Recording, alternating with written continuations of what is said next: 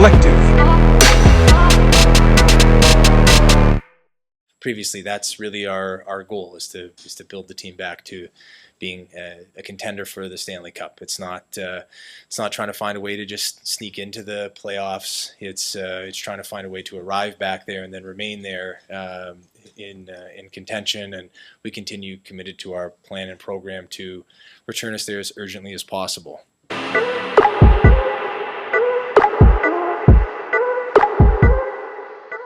However much that just to see if it's good. However much that they are talking about the media that is talking about Crosby leaving the Penguins now, can you imagine if Dubas actually said the word rebuild? One per episode. That was one per episode. No, I understand everyone's take. The fact that got me mad was people were like, first of all, I put out a direct quote. So people, if they didn't watch it, that's on them. You snipped it though. You snipped No, it. he didn't. That was exactly what he said. Yeah, but there's more to it. There's more around it. Well, Let me if see you if I can notice find the it. ... before. Oh no, the Penguins retweeted it. They retweeted it. I retweeted what the Penguins posted. All right, let me get some of my Skittles here. Let me get my Skittles. Hold on. It's not trying. Ready? This is his direct quote from the Pittsburgh Penguins. The entire It's not part. trying. What? The entire part? Yeah. It's not trying to find a way just to sneak into the playoffs. It's trying to find a way to arrive back there and remain back there. We continue to be committed to our plan and program to return there as urgently as possible. It's the part after that where he says that I don't want to put a time frame on it and come back up here and say 1 to 2 years and come back up here and say another 1 to 2 years. So urgently. So what does that tell you? If he says that, that means he is saying, I'm trying to do it now. I don't want to come back and say in a year it's going to take a year. I'm trying to put the best competitive team on the ice now. That's what I interpreted from that. Okay. And I interpreted it as I'm trying to do both at the same time. And that's the thing, which if that's the case, that's fine. But you got these people on Twitter saying it's a rebuild. And I'm like, it's not a rebuild. Otherwise, he would have said it was a rebuild. It's not. And that's what got me mad. I said, we deserve answers. But it does point towards a rebuild. I understand it points to a retool. What I'm saying is the one guy on your Twitter made the perfect point, and I wish I screenshot it because now I can't find it. Josh, don't worry, I got the mentions. It got lost in there, but he mentioned how there was a lot of people. What he mentioned was the fact that it points towards a rebuild, but the moves that he makes this offseason will truly determine that. That's what I said. No. He I think it's the one where then he went on to say about like McKenna. So like he's talking about depressed he's Cowboys fan? Yeah, I think so. He was good. Yeah. He wasn't mad. So he was talking about how if he signs Marner, an unrestricted free agent, or Nyes, a restricted free agent, then he sees that as a retool and he understands that plan. But then he went on to talk about tanking for McKenna. No. This is what he said. I have it right here. Okay. Based on the press conference today, we're going for McKenna, which is false. That's false from this press conference and false from literally everything pointing towards that. But anyway, whatever. Unless he could snag a huge UFA. UFA. I think he means UFA. Or RFA. Marner or Nyes, for example. Better to take it slow than to rush and make mistakes. He rushed in Toronto, and that did not go well at all. They're just lucky the core was young. And I didn't respond to that. I just liked it because I was tired of responding to people. But he makes a great point. I don't agree about the McKenna thing, but everything else he said is true. But that right there doesn't point to a rebuild. getting unrestricted free agents, which he did state in his press conference, the only way we're going to acquire guys is through trade and signing, is what he said. We're only going to trade, which is the only way to obtain guys, technically. Yeah, but it sounded more like he was referring to like trade and sign, meaning restricted free agent trading for and signing them on your own. That's what it sounded like, not so much signing and free agency. And that's completely fine. And the thing that got me mad, and when everyone kind of attacked me, it was about 4 people that attacked me, in which I honestly did not expect that response. I was just like, which I have then publicly tweeted, even in the moment when everyone was kind of coming after me. I was like, I love both of them, but we just deserve answers. You know, we haven't made the playoffs in 3 years. And although Dubas is responsible for 2 of those. Sure. But for the past 2 seasons, Kyle Dubas has also put together a team that has not made the playoffs. Now, I know what you're about to say.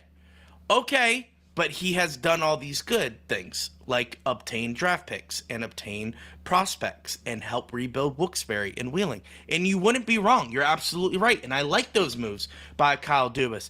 But the audacity of him to come up and say, yeah, we fell short again. I'm like, you put this team together.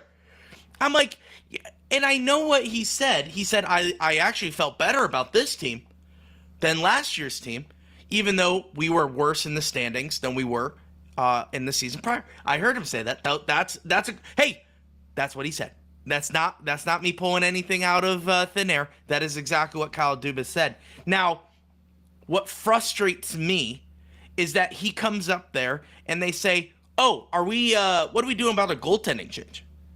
And he goes, yeah, I expect them all they're under contract. So I expect them to make a competitive push for a roster spot. And I'm like, that's not the response Pens fans want.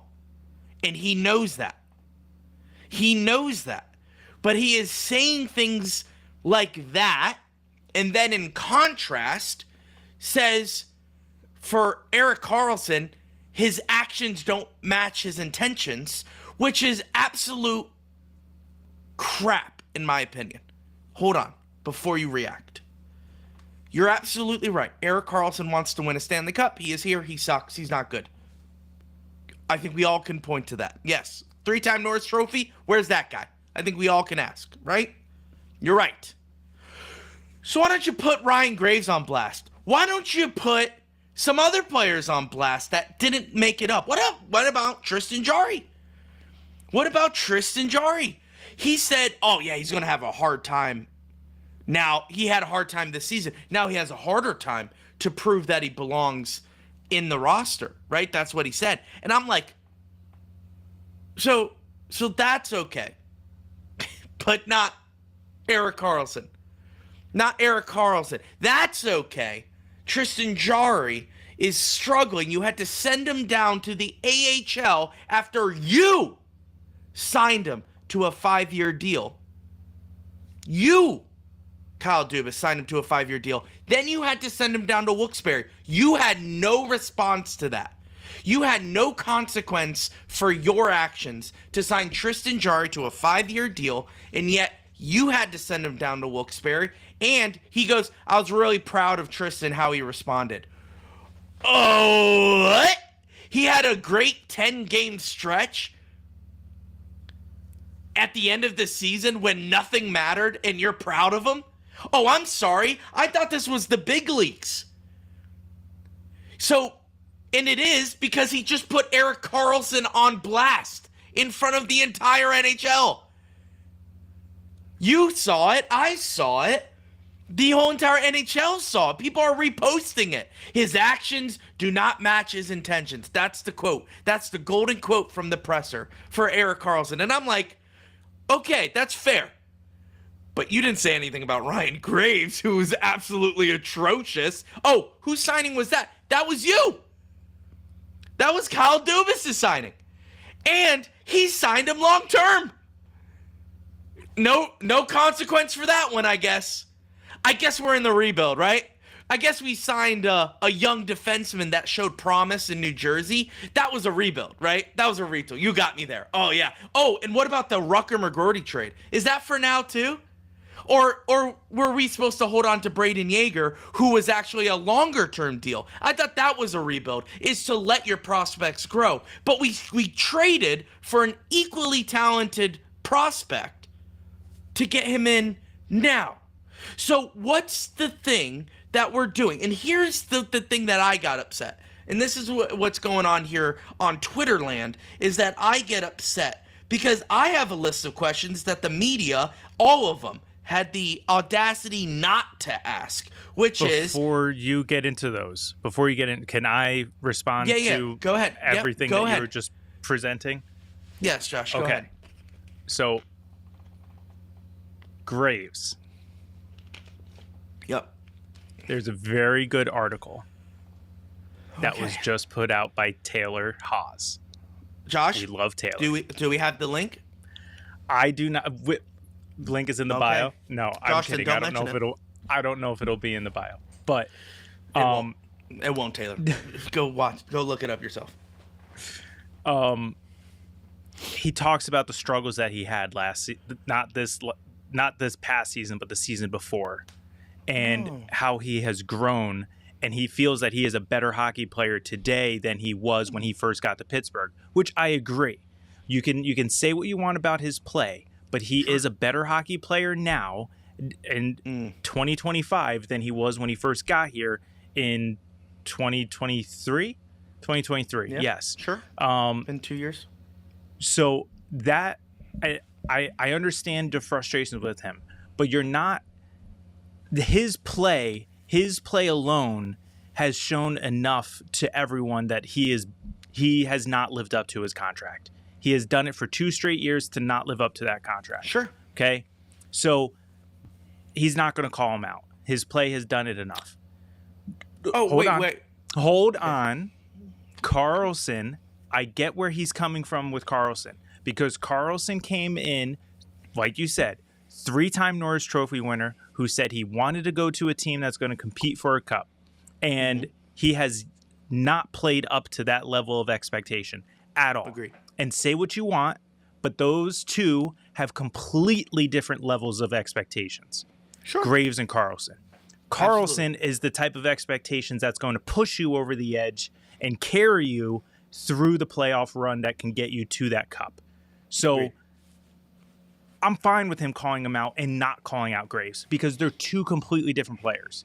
Sure. You don't call out a middle of the roster guy. That's like calling out Blake Lizotte if he was not playing well. You just don't do it. There's no need to do that. So I'm totally fine with that. I don't think you need to be ultra critical of him not calling out Graves, because he did call out the defensive unit as a whole and how poorly they played this year, which was one thing that you were nailing all year about the poor play on the defense. Sure. So there's that. Jari, you keep saying about Dubas, you're the one who signed Jari. You're the one who put us in this situation. Hindsight's 2020. You go back to that free agency period, you tell me who you want over Jari, because I don't want any of them. I don't want any of them. Sure. And I get it. You could have made a trade, but it was the same offseason that he traded for Erik Karlsson. He had no assets. The whole offseason he was planning to trade for Karlsson. He had to hold everything up against his chest. He couldn't trade for anything else. So, and I just want to say one thing real quick about Jari. One thing that's not the argument that I have about Jari. The one thing that I do want to say about Jari is that the criticism behind his signing of Tristan Jari was the length, not the amount, not anything. You could go back to that date and look at all the reactions.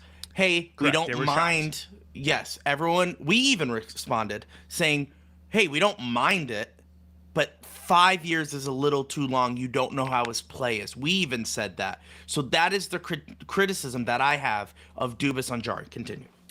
And 100%. But at the same time, hindsight's 2020. He was a younger free agent. You were kind of hopeful that he would find the game that he had 2 years prior. the game prior to his injury. So you were hopeful that he would find that identity and get back to that type of player that we have yet to see it. Maybe we saw glimpses of it this past month and a half. I don't know. Still yet to be seen, unfortunately. So I am okay with him saying that he is proud of Jari for the way he responded, because I think that is crucial. It's an easy way to crush a player.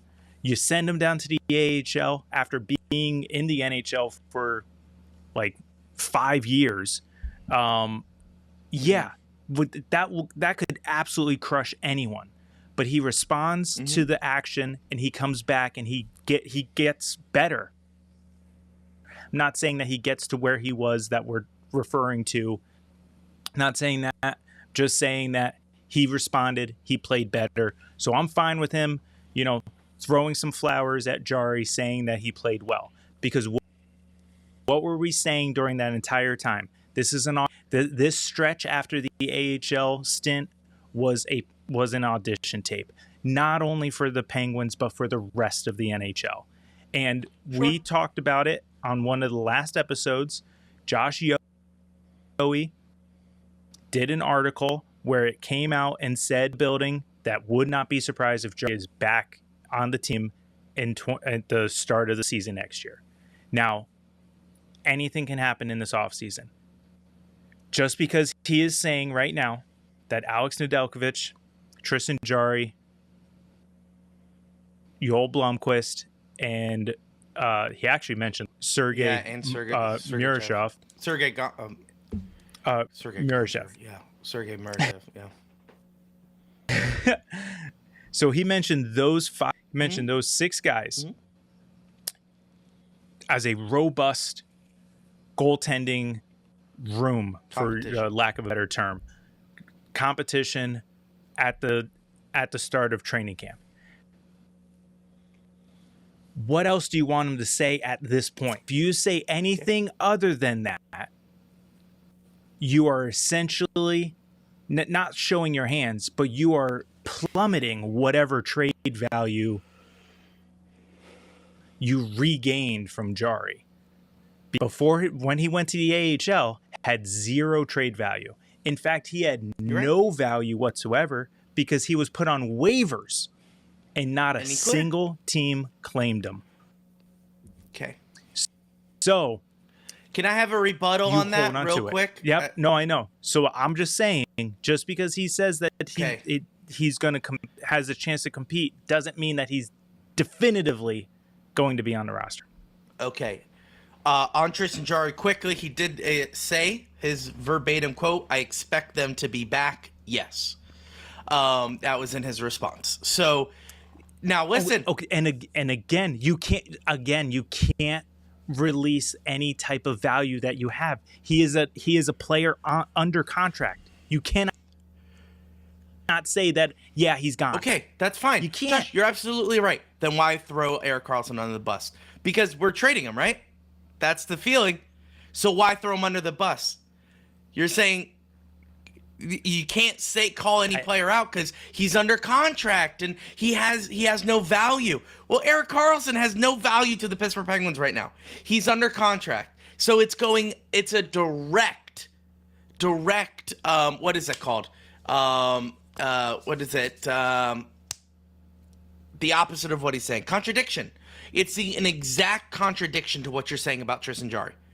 Oh, he can't talk bad about him because he's under contract and we have to hold our cards to the chest. And if we're going to trade him, because he can't just say we're going to trade him, then why don't those rules apply to Erik Karlsson? Because he is just as bad, and we all expect him to be moved during the offseason because we're in this apparent rebuild. So if that's the case, why throw Erik Karlsson under the bus by name? So that is the thing that I find a little contradictory.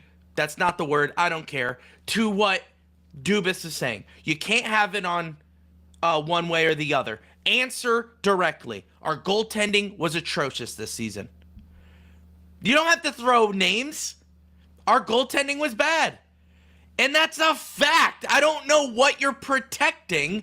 I watched all 82 games. Josh, did you? We got scored on a lot. And a lot of those times was the first shot on goal.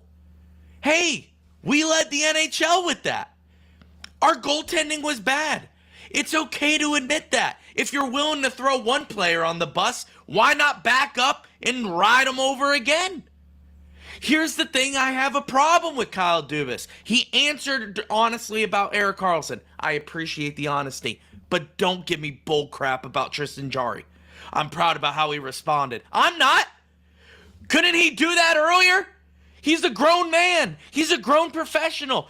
We pay him $5 million. Do your job. That's what we're talking about, Erik Karlsson, right? His expectations of winning a cup don't match his actions. Okay, well that applies to the starting goaltender of the Pittsburgh Penguins. It doesn't matter who you are, what position. If you throw one under the bus, you gotta loop them all in. Erik Karlsson, you sucked. What? It does matter though, because at the end of the day, I'm hearing you. The Stars run the league, and you're right.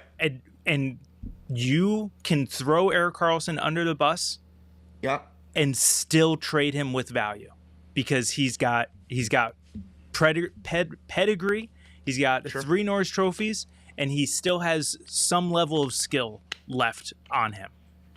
You cannot say the same about Jarry at all. So why throw him under the bus at all?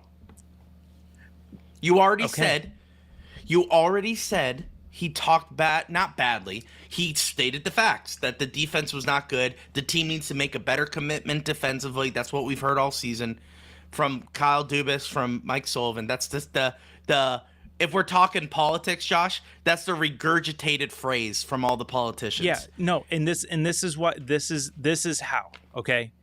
And you're probably getting there with what you wanted to say in terms of the media and their questions.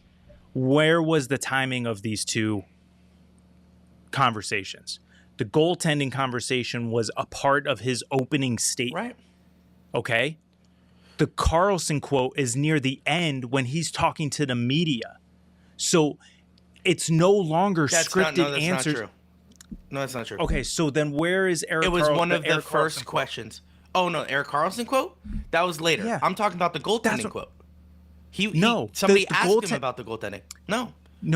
Oh, when he was talking about Tristan Jarry, like returning and mentioning all the young guys and and talking about everyone coming back for camp, that's in the beginning of his thing.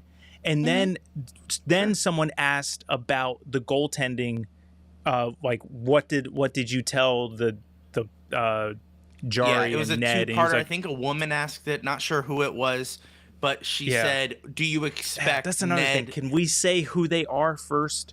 I know. I don't think they did that this year, because usually it's like, go ahead, John, go ahead, Dan, or like whatever. No one did that this year, so they just said, and they just talked anyway. But she asked one question about like, oh, what's the message in the whatever, and then it was, hey, do you expect Tristan Jarry and Nedeljkovic to be back next season? Yeah, and he mentioned that he just said that he would. So like that's where I get it. That was still a part of his. I understand. I understand. Now, these are all points that I get and are valid and all that. And I'm heated because people just cherry pick. Like, oh, he threw Karlsson on the bus. I'm like, okay, why didn't he do that with other people? And that's the thing. I'm like, okay, if he says one thing about one player, he has the responsibility and the job. Remember, he's the Pahogum. He's the player. He's the head of player operations, president of hockey operations, and the general manager.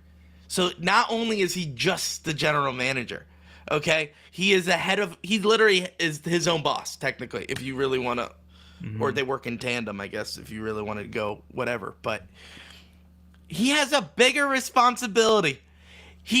What I'm saying, and what the root of it is, he should have never thrown Erik Karlsson on the bus. Because if he did, then he has to take back everything he said prior. So I agree. And I think that's why it ended up coming out, is because it was so far past his scripted what he wanted to say, and then it got into just kind of spitballing first thing that comes to your mind when you say it. I think that's how it came out. I get that. But here's the thing that now back to what I was going on when I was on my little rant there about what I would have asked, because no one asked these questions. No one asked these questions, and I'm sure people. Can we take them one by one? Absolutely. And we'll try not to spend too much time on each one, but we'll go. So I have 4 questions that I threw out hypothetically, which I said some of these questions I would be asking if I was in that room, because they were all softballs, if you ask me. Very softballs if you've been paying attention to the season. Obviously, Dubas answered them very correctly. But one of the first questions I asked is, why didn't we call up the young guys earlier in the season? Listen, let me preface by saying one thing. We have the prospects, okay? We have the prospects. We've had the guys that we've been calling up, not Ponomarev. No, that's not his name. Yeah. Yep. Koivunen. Ponomarev, Koivunen, and Rucker. Oh, wait, was it Koivunen? It was Koivunen and Koivunen that we were calling Koivunen, Koivunen, and Rucker McCordy. Yeah. Now, everyone will say, and Bemstrom, yeah, we had Rucker up there. He just didn't work out. And we sent him back down. Yeah, okay. That was, I think, more of a publicity stunt than anything. We could all be clear about that. But to each its own. Whatever. My question is, why didn't we call up the young guys earlier? The Penguins were stinking. Josh, we were saying this on the podcast. December came along. Hey, we got some young guns who are doing a great job in Wilkes-Barre. Call them up. Oh, it's too early to tell, right? That's what you were saying. That's what some people were saying. It's too early. Too early in the season. Oh, wow. Louie is abrasive, but man, is he right, because the Penguins are out of the playoffs.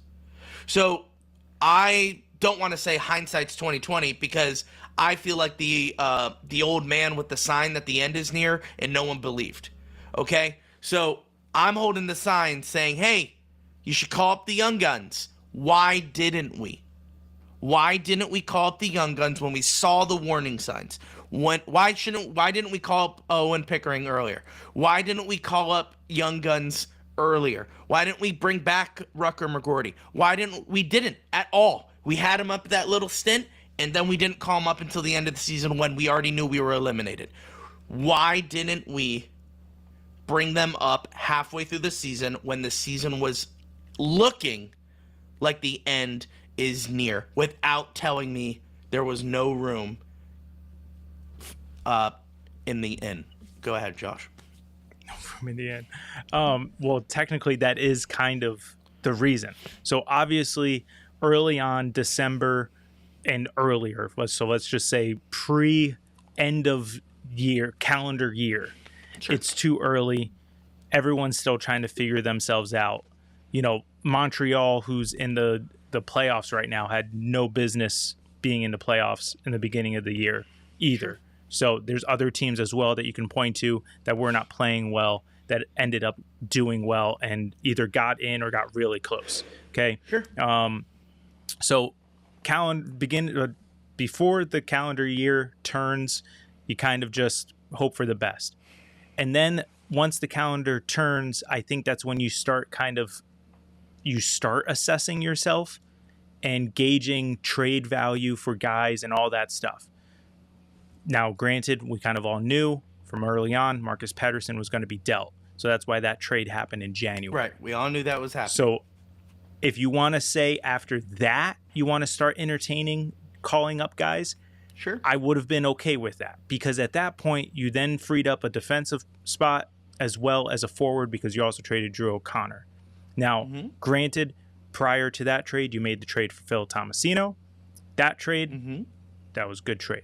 Good job. Good trade. I think we all can agree that was good. That one worked. Yep. So, but then it becomes a log jam. Okay. So, and that's where I understand where you're coming from. But at the same time, I think it's also you're sending a message essentially. You're sending a message to everyone on the team. If you're going to start benching veteran guys for young guys, you're sending a message to the team that we're packing it in this season. And then 2, you're sending a message to the rest of the league, and not in terms of teams, but to players, that if you're a veteran and we start sucking, guess what? You lost your job. We're bringing up young guys. You may not get some guys that want to sign here. And I'm not saying that, we're going to start signing a bunch of veterans. I'm just saying you have to still have that avenue open. You still have to be a destination where teams want to play. There's a reason why teams aren't, flocking over to sign in Chicago and San Jose, because they are strictly playing young guys right now. So, and I'm not saying we should be a retirement home either. I'm just saying that it does not send a good message to the rest of the league out there and their agents, but also to the veterans that are on the team currently. So I think that's where it was, and we talked about it. We like Achari. We kind of like Nieto. We like Kevin Hayes. Those are veterans. Those are veterans that you would have to bench in order to put those guys into that type of role. And at the time, that it was too early to do. So then you wait for injuries, which sure enough happened, and then you wait to the point where it's like, okay, Sullivan, I guess, is comfortable with where we're at in terms of giving up on the season. Let's call the guys up, because I think that has a lot to do with it as well. It does as well. But here's the problem that I have. We waited until what, a couple weeks after the trade deadline to call them up. So March 8th was the trade deadline. It was like the end of March that they called them up. No, that they called them up. Yeah, so it was 2 weeks. Maybe it was like 3. Yeah. So 3 weeks. Why not earlier? And I know what you're going to say. Hold on. We got to see if Novak worked out. We got to see if No, it's because we still, and now this is where I'm probably going to piss you off, and I don't want to and have this go off the rails. Sure. But so just let me say it and just let it ride off, okay? Okay. We still kind of had a very slim shot at making the playoffs. Yeah, you're right. You did get me mad. You did get me mad with that. We all know we didn't, okay? Here's the thing. You know what? Sometimes people ask me, Louie, is it hard always being right? And you know what? It's not. Because I was calling this. I saw the warning signs in what, Josh? November, I was saying, like, we're not making the playoffs. And you're like, Louie, it's way too early to tell. I was like, I've seen this story before. I'm looking at how the Penguins are playing. I know they are not good. And I'm not trying to toot my own horn here. I'm just trying to say, if I have that sense, why don't we have someone in the system that has that sense to be like, hey, Dubas, this team sucks, dude. We got to do something. All right, we'll make the Pedersen and O'Connor trade way before the deadline. Okay, cool. Continue doing that. Nope, we got to see how this works out. What do you mean? We're still not playing well. We're still not winning. So we're going to send Jari down and not do any changes? Okay, that's fine. Do you know what I'm saying? Like, it's one thing after another, but we wait like 3 weeks. And you're just kind of like, okay, so when's the next? Oh, okay, so we're sending Jari down. Okay, so we sent Jari down. Are we going to make some trades? Like maybe goaltending trades? Or like, are we trying to? Oh, no, we're just not. We're just going to wait. We're just going to see how Joel Blomqvist does and throw him through a blender. Okay, what about Ned? Okay, well, he stinks too. Okay, so what are we doing about it? We're just going to ride it out. We're just going to see how this goes. And I'm just like, if I have that sense in November that we're not making the playoffs, and which was funny because I'm sure you could find the clip, which is of me going, Josh, we are not making the playoffs, and you freaking out saying it's way too early to tell, right? You're like, Louie, we're only a month in. And I remember that clip happening. If I had that sense You need to have someone in the organization that has that sense as well. And from what I understand, no one has that sense in that organization right now. And it's sad. It's sad, and that's what gets me mad.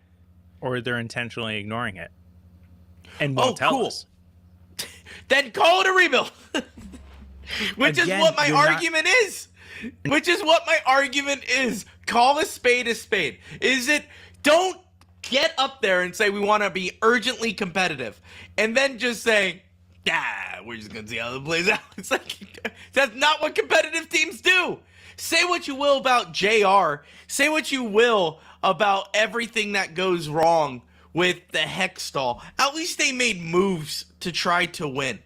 Do you know what I'm saying? You know what I'm saying? It's just absolutely ludicrous.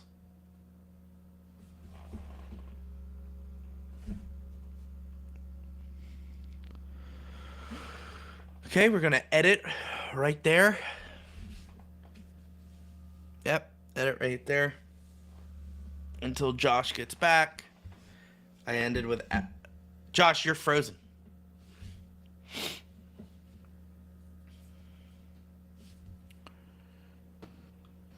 Yeah, you were pixelated for like 10 minutes. And then you're frozen, like you are right now.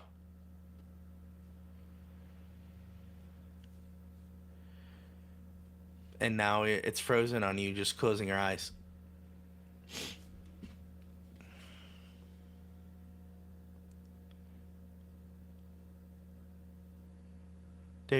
You're back.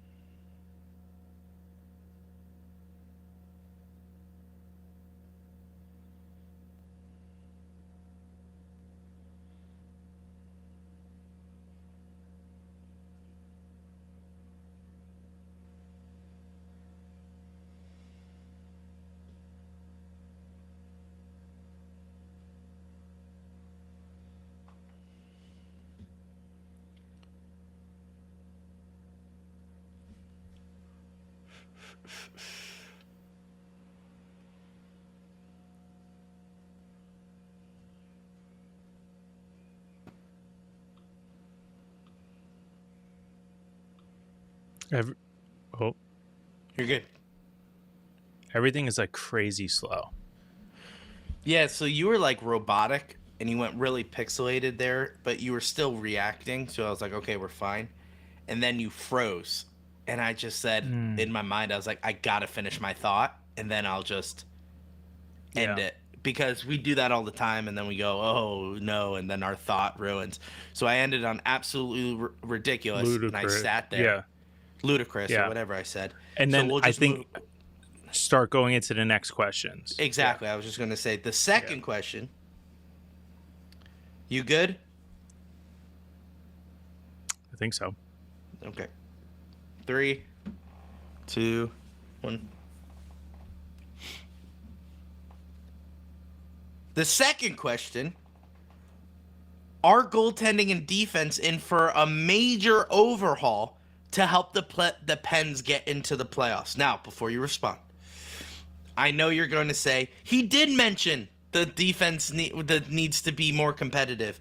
He did mention that the goaltending will be competitive. No. I said overhaul.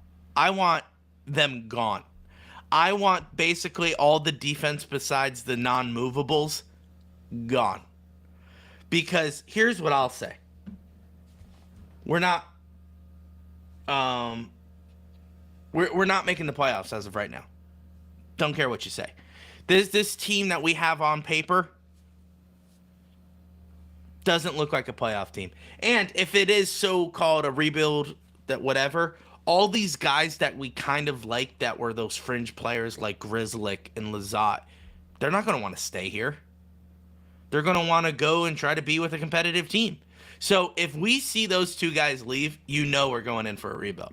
I think that's just whatever, because they said, hey, yeah, I like it here.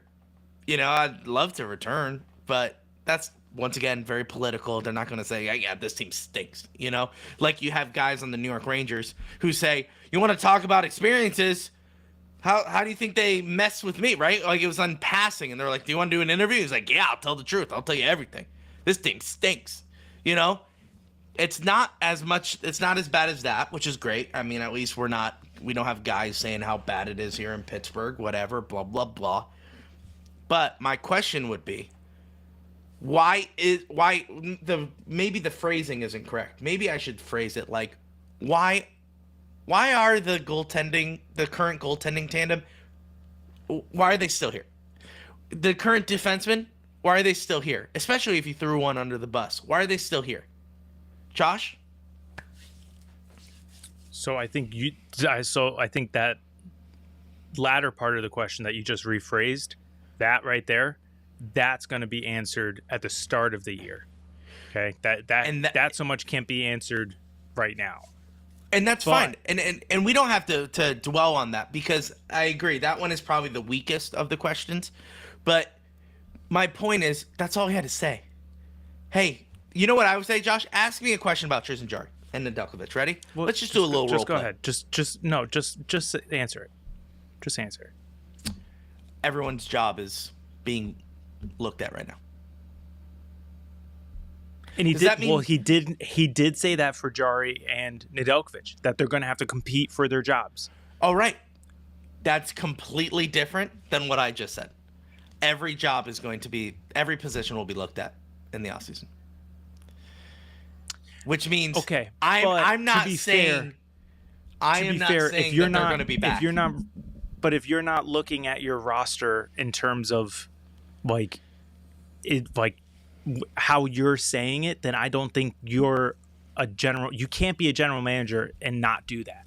Like, obviously you look past Gino and Crosby and Gino, and then you say, okay, do we keep Rust? Do we not keep Rust? Do we keep Raquel? Right. Do we not keep? So I think you go down the list and you do all that with everyone. So right, what I won't say is that I fully expect them to be back. That is a crazy and that's quote. Fair. And that's a quote from him. Here's the thing. Here's what I think is the crux of your frustrations. He absolutely refuses to let any type of fan influence into his responses. He has yet to kind of phrase any type of answer for these last 2 years kind of sound like a fan, what a fan wants, what Pittsburgh wants. It is, This is what our plan, this is what we have discussed, this is how this organization wants things. Those are the phrases that he's saying. I think this is the first time that we are experiencing this. And as fans, you are super frustrated because you feel unheard. And and I'm just speaking the truth. No. I'm trying to digest what you're saying. Yeah. And you feel like that, not like essentially you're the old man yelling at the cloud because there's no one to hear you. And I'm not saying I'm not saying you specifically. No. As a fan base. Saying as a fan base who is upset right now. And realistically, this is going to sound harsh too, because wasn't Jim Rutherford a player? He was a goalie for the Penguins. Okay. This is really the first non-hockey player that we've had in a while. Well, he did play hockey, just couldn't make it pro. Okay, but what I'm saying is he does not know the NHL through a player's lens.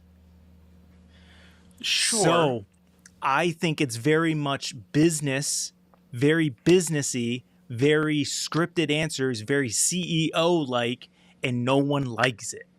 Because let's be honest, Pittsburgh's not that type of city. No, they like it. They right out in front. Tell me like it is. So that's what if you know, this is a horrible example, but like if you were at a doctor's office, they're not like, okay, so like what are our next steps? You know, like Yinzers are like, doc, just tell me how long I've got. You know, like it's kind of like that. Like, tell me how it is. Don't give me next steps. Just tell me how long I got. You know, and I think that's maybe it's frustration with the CEO talk. My frustration is the beating around the bush. I hate that. I absolutely hate that. And I'm not looking for him to be like, Louie, I hear you from the podcast world. Just want to let you know, Tristan Jarry's not coming back. He won't be wearing a Penguin uniform next year. That's not what I'm looking for either. These are both overcorrections. What I want to hear is, goaltending sucked, and we're going to have to take a real hard look at everyone's position and their fit in this organization. That's what I want to hear. I want to hear that you are actually considering kicking these guys out. That's what I want to hear. I'm not saying you do that. I'm just saying you consider it and you tell the fans what's on the table. That's all. But he doesn't even give it to us. All he says is, I expect him to be back. And I'm like, how about no? How about for the last 2 seasons, he's absolutely sucked for us. So how about we actually do something about it? Well, we'll see. No. Tell us what you're going to do. Tell us what you're thinking. But what? But like, if he says something like that, and then you start, applauding, yes, great, thank you, Kyle Dubas, and then doesn't do it. But he does that now. What? This is the problem. What? He's political because he didn't. But that's what I'm frustrated about. But that's what I'm frustrated about. He says a bunch of stuff that means nothing. Like, man, the defense needs to be, we need to, Josh, ready? I'm going to say the same thing that Sullivan says. This team needs to make a commitment about playing defense.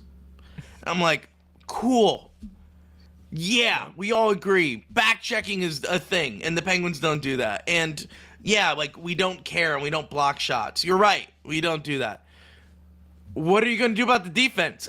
We're gonna figure some things out. No, nope. Who's on the chopping block? And then he goes, yeah. Erik Karlsson freaking sucks, dude. He freaking sucks. And we're like, whoa. Jeez, where'd that come from? It's kind of, that's where I'm sitting there watching this press conference, and I'm just like, all right, more political crap that he's not answering, and then all of a sudden, Erik Karlsson stinks, and you're like, whoa, jeez.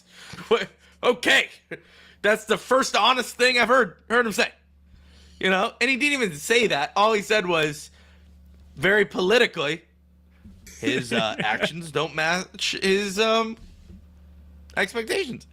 And you're just like, okay, so what I interpret that as is he wants to win a cup, but he doesn't play like it. All right, cool, got it. All right, very much. I received that information. What do you think about Jarry? I'm proud about how he played. I'm like, I'm not. So I think we all can agree in the room here. Tristan Jarry sucked, Kyle. He absolutely sucked. You sent him down to Wilkes-Barre, and it wasn't like he was freaking great down there either. So can you tell me, is he an HL player or ECHL player? Is he staying in this organization? And all he says is, I expect him to be back. Oh, so he's okay. Erik Karlsson's freaking dog water. And so that's cool. So that's what we get. All I'm saying is, all I want is a guy to be like in between Kyle Dubas and Jim Rutherford. Like, we just saw Jim Rutherford talk to the media, and the dude is crazy. All right, he just said that he's going to either try to get all the Hughes brothers on the same team, and it's going to be Vancouver. And I'm like, good luck with that, buddy. He spoke his mind, and everyone laughed after he said that. Everyone was like, that's a joke, right? You can't get all the Hughes brothers on Vancouver when it's like the golden child and like the tandem in New Jersey. you're joking, right? And he's like, yeah, we may get fined for that. And it's just like, dude, shut up. Like, don't say stuff like that. And then you have Kyle Dubas, who won't say anything, all right? So you have two crazy sides of the spectrum, where Kyle Dubas says absolutely nothing, and then you have Jim Rutherford, who speaks his intrusive thoughts. And then you're like, all right, I'm looking for the middle, where he's like, hey, you know what? Yeah, Erik Karlsson didn't play well, and we hold him up to higher expectations. Also, Tristan Jarry, Ryan Graves, every position, every guy in the roster, not sure if he'll have a job next year, but we will see. That's what the training camp is for. And that gives me a little more hope, like, okay, they're actually considering moving some guys. They're actually considering passing up on this experiment that we're ready for. So that's where that question kind of originates. The frustration originates, which is, why didn't we do anything? Like, are we doing anything about this goalie situation? We're going to let the competition roll out. Okay, I'm all cool for competition as long as Tristan Jarry isn't there. And Larson. You know, like, I think Joel Blomqvist, Murashov, and Ned, great competition. I think we all can agree. I think that'd be great competition for the Pittsburgh Penguins. Ned backing up, let Joel take the helm. Let's see how we can do. Right? See what we can do there. But Okay. that's not what we got. Josh, here's the third question. Nope, that was the third question. This is the fourth question. Ready? Wait, was it? No, that was the second one. Oh, yeah, I skipped one. Whoopsie. Ready? Yeah. We did kind of talk about this. Why did we wait so long to make a move when we saw the same warning signs we did the year prior? Oh, so kind of similar to, like, why didn't we call it the young guys up? Yeah, we kind of Why answered didn't we make that. a move? Well, to be fair, he did. Wasn't Wasn't able to re-sign Gensel and waited all the way to the trade deadline to do it. Wasn't able to re-sign Marcus Pettersson. Got it done in January. Wait, hold on. Can I? Two different things, though. Marcus Pettersson was also not screwing us behind the scenes. Okay? Marcus Pettersson Fair. said he wanted to be here, knew what was coming. Okay? He knew the Penguins couldn't afford him, so he just accepted his fate. Gensel, on the other hand, was saying, yeah, I don't know what's going on. I want to be in Pittsburgh. I don't know what my agent's saying. Bull crap, Jake. You know exactly. You're asking for William Nylander money. Don't start. You're asking for a bag. Just be honest about it. You know we can't pay. That's why we waited. And you drug us along. That was the whole thing. Yeah, well, I'll re-sign. I'll make a hometown discount. Sweet. What's the number? 18 mil. That's not a hometown discount. That's not a hometown discount, Jake. Can we knock it down a few digits? Can we knock it down maybe like 12? Can we go to 12? I think that was what he was asking, though. Okay, I'm using an exaggeration. So 12. Can we bump it down? Can we bump it down to 10? Maybe 9? 9.5? What do you think about that? That's high. That's you're gonna be the most paid Penguin besides Karlsson. You want that? No. What about if we give you another milkshake? What if another milkshake in your name and 10? How about that? Nope. Oh crap! It's already the trade deadline. What do you think? Do you want to sign here? Nope. I think I'm going to test the market. All right. Well, you're gone. You're gone, and that's the Jake Gensel situation.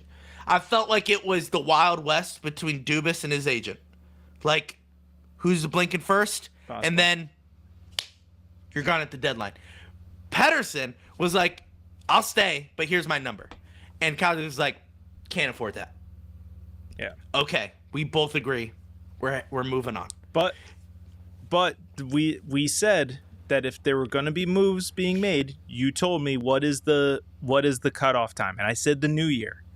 And January, sure enough, he made January the trade. they did it, which is great. Yep. And they also moved Lars Eller, Josh, for a second round pick or Oh, a that's third true. round.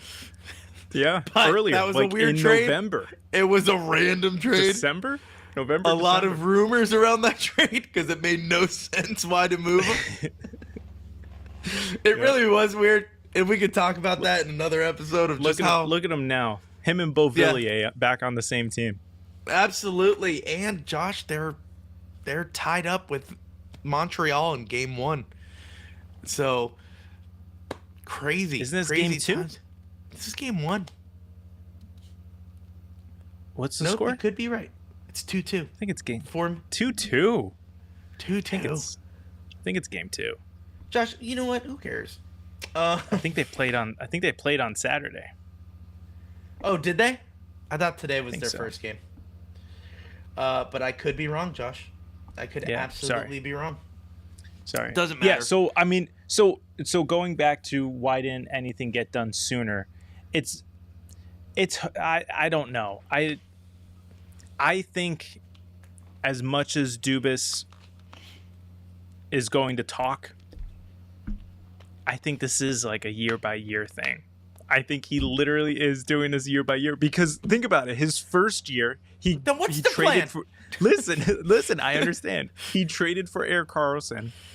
Yeah. That seemed like an all in type. All move, in. Chips. okay? Chips all in. Right? Just all in type move. Okay, that didn't work out. So now last offseason, it's kind of just a tinker a little bit. Like I agree. made some moves that were kind of like okay, like maybe we can get something Ryan going. Here. Graves? Let's go, dude. That was the Right. same offseason. That was the same offseason. Was it? Oh, yeah, that's right, because he Yeah, sucked it was last a year, sign. too. Yeah, yep. Anyway, continue. So we yeah, were so- excited about Ryan Graves, by the way. Go ahead. Very much so. Yeah. Like, young But no, defenseman. like you made like just subtle adjustments, you know? Yes. Like then the Rucker trade, we're like, oh wait, because kind of what you alluded to earlier in the episode, Chip Brandon Yeager was a very much so longer term prospect. He needed a Absolutely. few more years. Rucker was kind of ready now-ish. And so that kind of seemed like, okay, so a young guy to we're move going up in. now. We're going We're in. back in. We're back in. And also ending last year, just like 2 points out, we're like, this team's definitely going to make it in. Right. Now. And that's the So- thing. So now what So- is it? What are we doing? That's kinda why talked I hate myself when into people siding really with quick, you. the way you're siding with me now. You're siding with me. What's going on? What are we doing? What's the plan? You keep on referring to the plan, and when you lay out the bullet points, you're like, he kind of took 2 steps backwards, and then all in again. See, like when people go, hey, dude, like on Twitter, people are like, this is a rebuild. Look at all the moves he made, and I'm like, the first move that came to mind was Rucker, and I was like, then why trade for Rucker McGordy? Yeah, Because we just need a keep Brady forward? Yeager. What was that? Brady Yeager was a forward. Oh, yeah, that's right. But I'm saying, like, why? I must have got I may have been thinking about Brunik. Anyway, but you're switching for a guy who's ready now. We knew that Yeager was committing to another year in his league. So we were like, okay, all in. That's an all-in move. And then we were but that's definitely a now. It's a now move. It's a now move. It's a now move. Yeah. And why give him a roster spot in the beginning of the season if it wasn't meant to be a now thing? Okay? We think it was just a stunt, a publicity stunt, because they had the camera, and that was the most awkward thing I've ever seen in my life. But anyway, he gets the spot. No, it's more. Have you seen the Netflix Boston Red Sox series? No.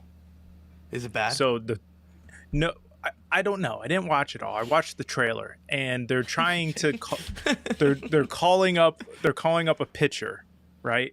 So Alex Cora, the manager for the Red Sox, calls their AAA affiliate manager and says, "Oh, I'm wondering if we can call up, I don't know, Rick." And Nice. he's like, all right, cool. He's like, let me call him into the office. So they call him into the office, and he's like, you've been really reliable. I'm gonna need you to pitch tomorrow. And he goes, yeah, no problem. You need me to start? No, probably gonna need you to come out of the bullpen. Okay, yeah, I could give you 2-3 innings. Yeah, no problem. Whatever you need. Yeah. Well, like, can it be done in Pittsburgh? I don't think we're not playing in Pittsburgh. Well, I'm gonna need you in Pittsburgh. I don't understand. Well, we're gonna need you to pitch in Pittsburgh. Like, he just keeps saying that, and the guy isn't understanding that he's getting called up, and he's just like, I don't get it. Maybe so then he literally just says it, like, you're going to be a major leaguer.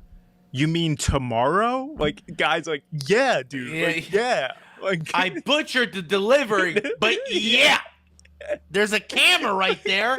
You're going to be a Boston Red Sox, dude. You're gonna be a player. You're gonna be a major league. Yeah. And honestly, that's where it's kind of the same thing. Where it's just like Sullivan was just so deadpan. He was like, oh, it's Sullivan. I know. He's like, you made the roster, and he goes, yeah, cool. It's like, all right, Rucker. Like, he shows more emotion now than he did in that clip. Yeah. I think he was maybe awkward. Maybe he was a little nervous. I don't know what was nervous. happening. Yeah, shy. Yeah, I know. He definitely showed more personality on that phone with William when he called that season ticket holder, and he was on the phone with him for like 5 minutes. And he just shows more emotion now. Like, I'm just so proud of Koivunen, and it's just like, where was that when you got, Or here's what I honestly think. They already told him, and they were like, can we recreate it? Or no, can we recreate it? And he was like, sure. And that's his acting. And you're just like, dude, he sucks. Because Sullivan's just like, lean back in chair. He's like, you made the roster. And it was so abrupt, which makes me to think that either it was a publicity stunt or it was pre-recorded. Because it was recorded after. Because he was just like... Re-recorded, thank you. Because he sat down and just said, you're on the roster. Like, no. I think he asked, like, how are you doing? How you feeling? He's like, yeah, good, yeah. And he goes, congratulations, made the roster. Like, so quick. I was like, isn't there more procedure to this? Like, wouldn't Dubas want to be in the room? No. You know what I'm saying? No.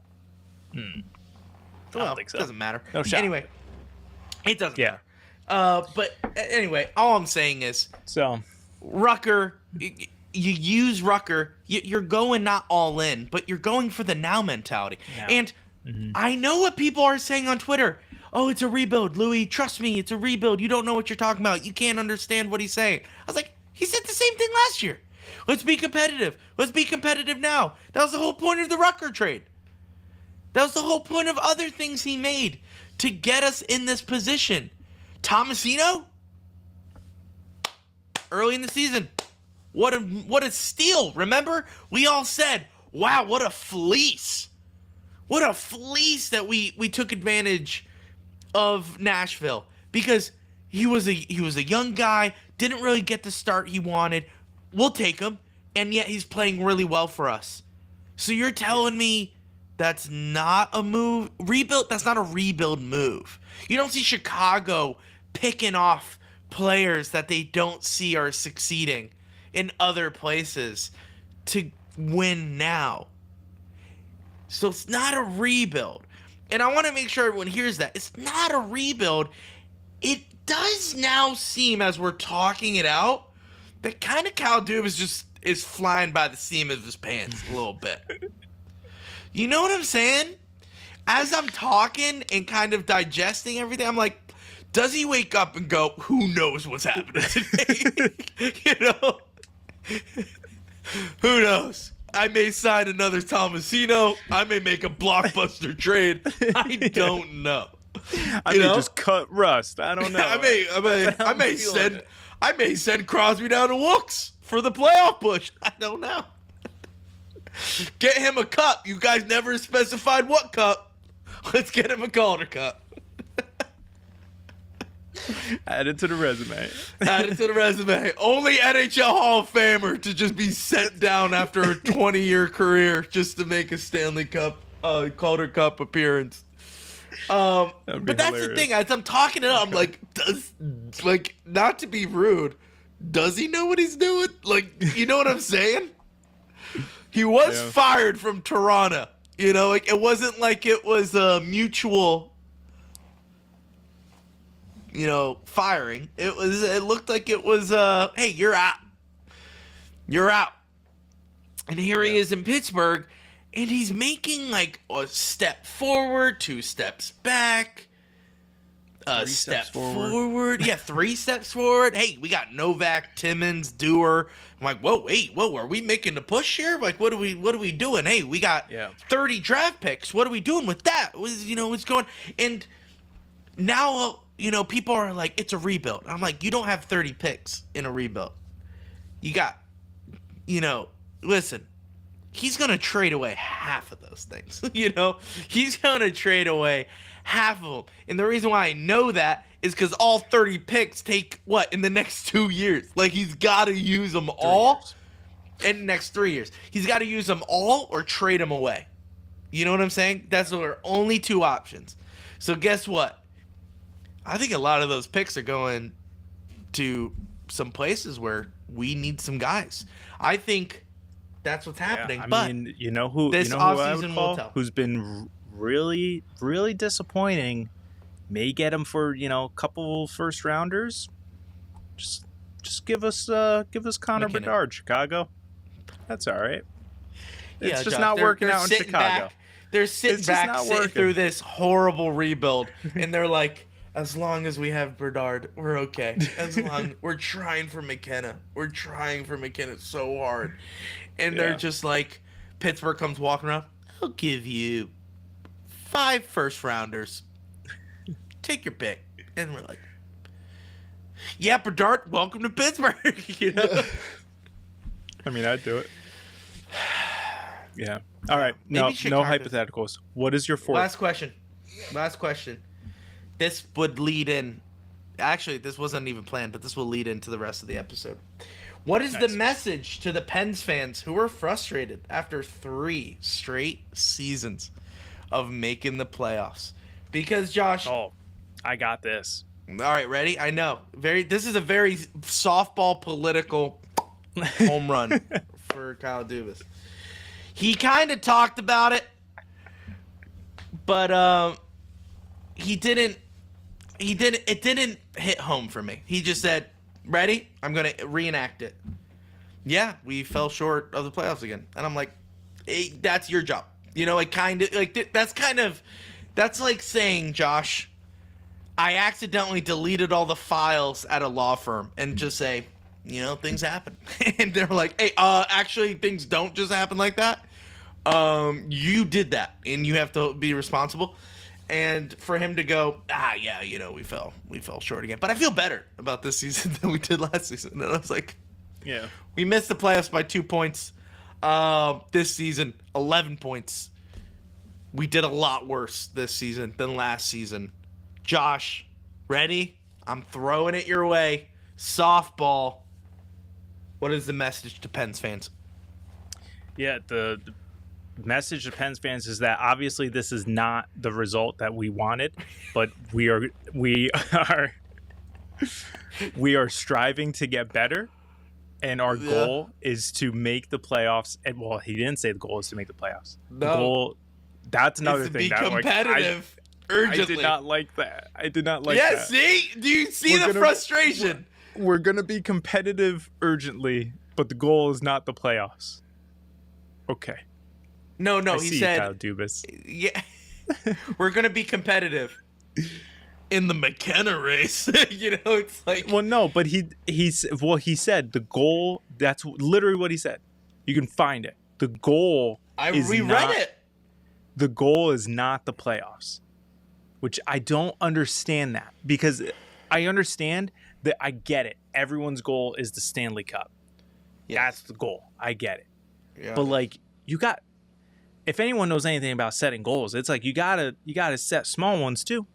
You can't just. It's one step after the other. You can't just. That's right. Yeah. I'm gonna be a millionaire. You can't just be like, okay, well, you know what? Tomorrow I'm a millionaire. No, it's not how it works. You gotta take.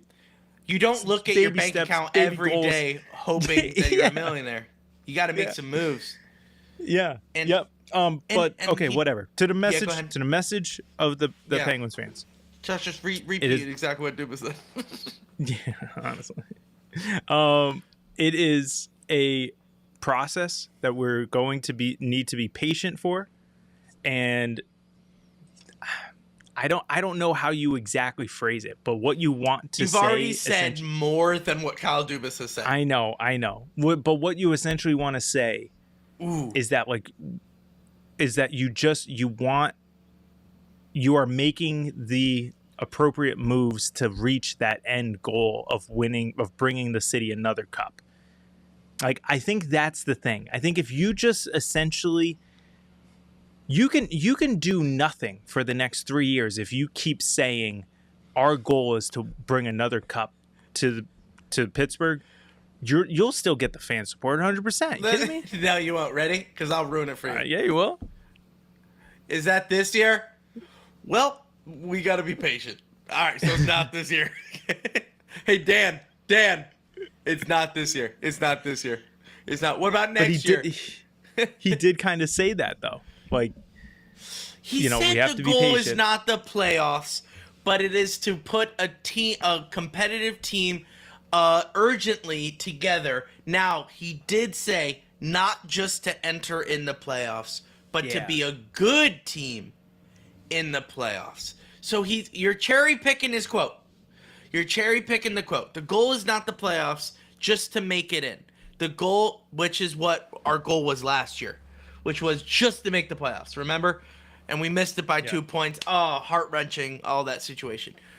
This season, the goal was not to just make the playoffs. It was to be a competitive team to win the Stanley Cup. That didn't happen at all.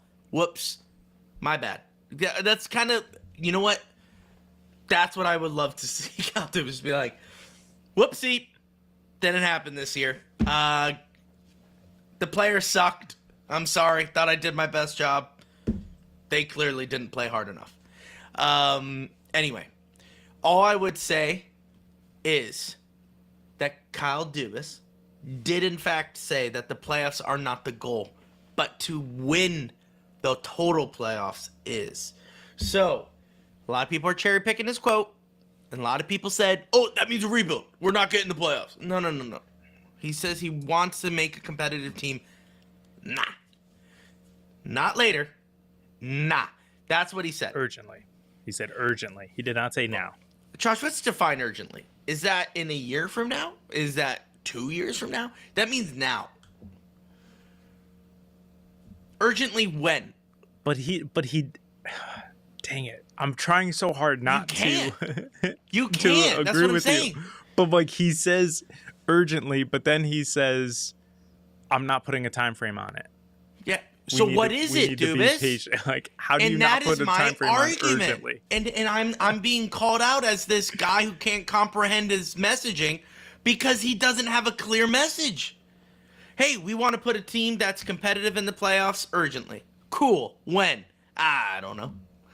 So why'd you just say that first sentence? Why'd you say that? We're going to stick to the plan. What is the plan? Just tell the team what the plan is.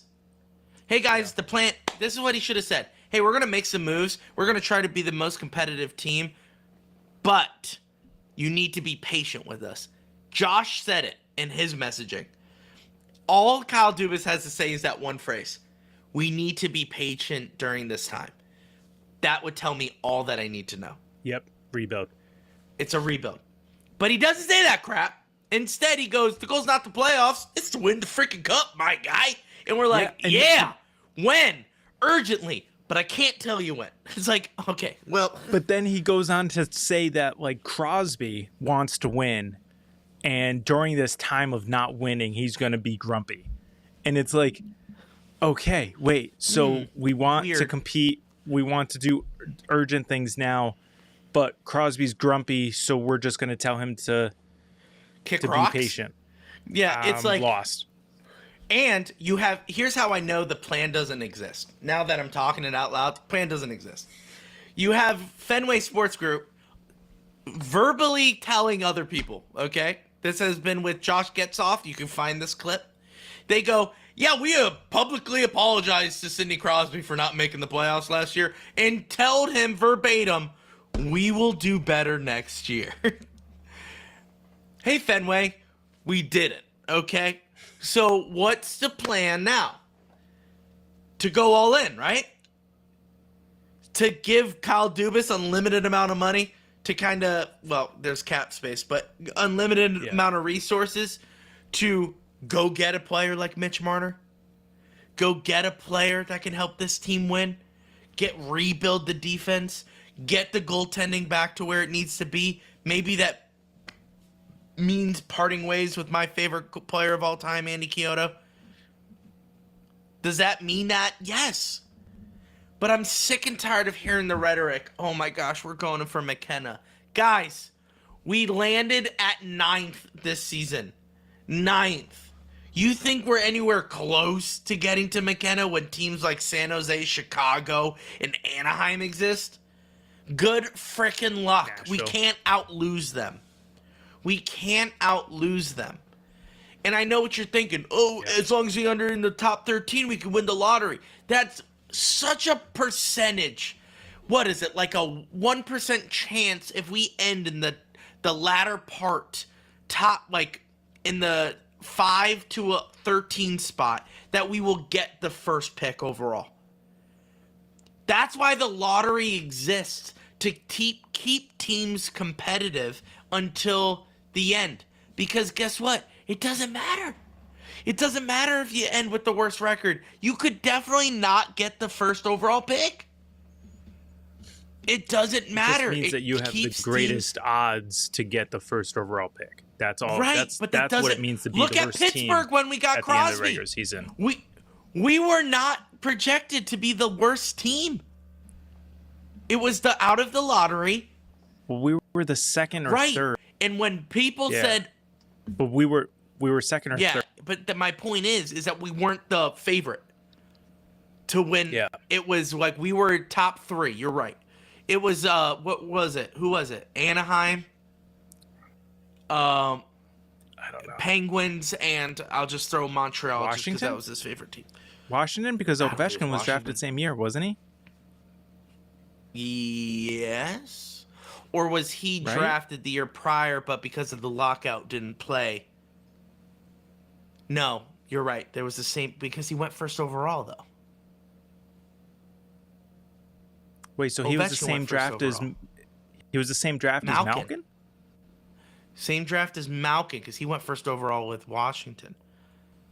That's what I thought, because they didn't play. And then Crosby got the lottery year, because there was no game, and they were like, of course, because we had a good draft pick. We had Malkin, who was in the top 10. And then Wasn't he third? yeah, 3rd or something like that. And then they're like, "Oh, Penguins get it again. Like they have a top pick, and of course they get the Crosby sweepstakes." You know, it's the same thing when we're going to react next year, when all the cards come funneling down, and it's either going to be a Bedard helper or it's going to be San Jose with all the freaking young guys. Celebrini, and all that. It's going to be the same thing this year too. It's literally San Jose, Chicago, and Nashville. But no one is I believe at the top sweepstakes. 3. There's no. No, I understand. Yeah, I know, but what I'm but saying is like that's what I'm it's going to be saying. the same 3 for these next few years. 100%. And that's what I'm saying. Like, people are like, the tank is on for McKenna. I was like, guys, we're not tanking. Fenway Sports Group didn't buy this franchise to tank. Okay? They'll You don't even need to go there. You don't even need to go there. As long as 87 is on this team, we're not tanking.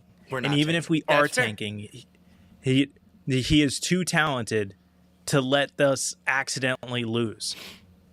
How many times does he put us on, Look how on he played. his back? Look how when he we're played. Down, Yeah. when we're down 1 goal, he literally single-handedly puts a point on the board for us to tie it, and sends us to overtime, and we get a point. Times that happened down the stretch, like I know. like I 6 know. times. Josh, I Like, agree with you.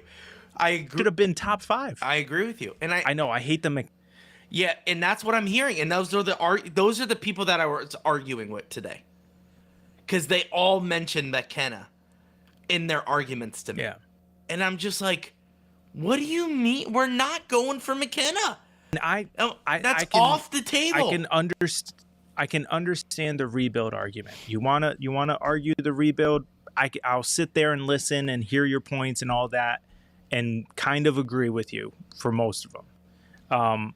Where you will lose me is when you say tanking for McKenna, is because we are. If there is a player 5 years from now, 6 you want to tank for, post the Crosby era, I'm fine with it. Let's do it. Sure. But it doesn't make any sense to do it right now because you're just going to drive Crosby into retirement. That's pretty much what it is. You might as well just say next year, last year. And then what's the point of having McKenna if you're not going to be able to see him with Crosby?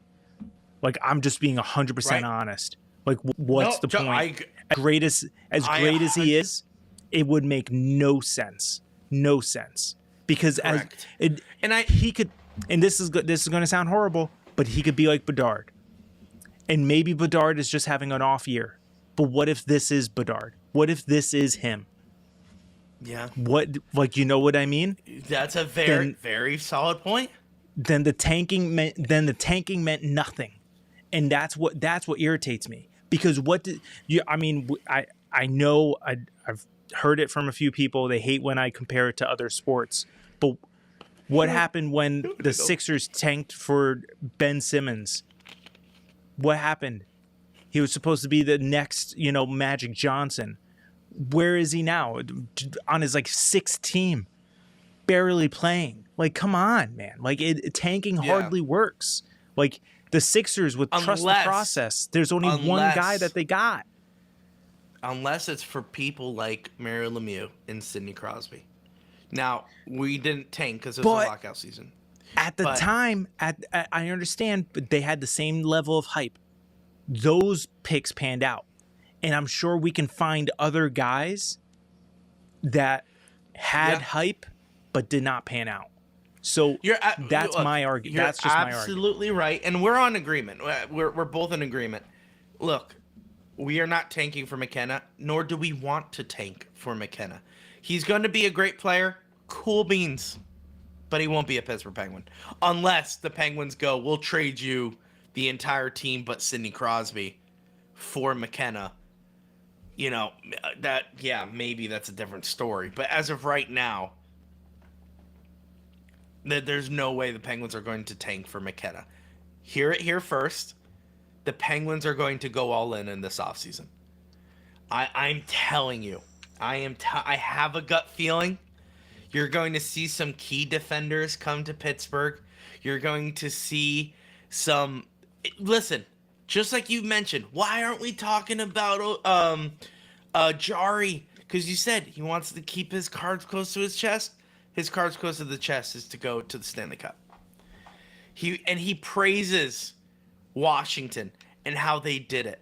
How they said they didn't go into a full rebuild, and look at them. They're one of the best teams going into the playoffs. Yeah, okay, but Washington, honestly, I know. when we had our resources depleted, they were stockpiling theirs. No. And that was also when we were winning cups and they were sitting at home. So well, we sent them home because they were in the playoffs. But yeah, because someone as good as Ovechkin will carry you to the playoffs to a certain point. That's fair. Yeah, that's very fair. Mm-hmm. But anyway, my point is,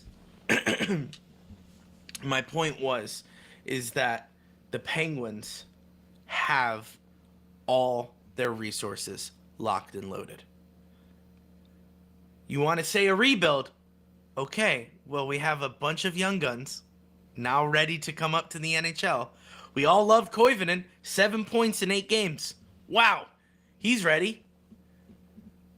Ponomarev, I liked what I saw from Ponomarev.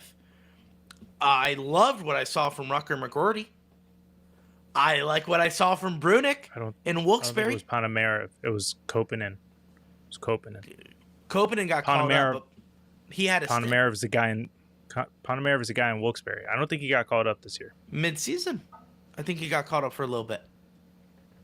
No, because he was the one who was hurt most of the year. Yeah, but didn't he come up for a little bit? I could have swore it was Panamera.